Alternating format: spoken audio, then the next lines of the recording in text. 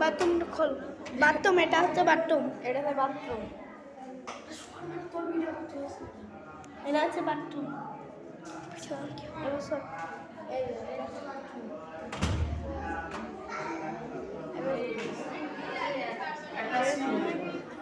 রান্নাঘর, কিচেন। রান্নাঘর। এই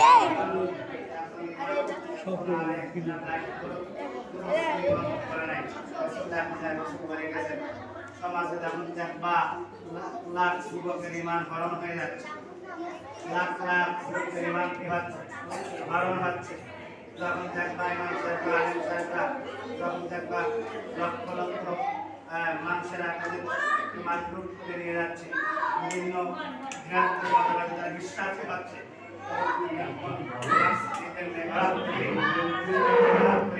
তাদের ইমান আমল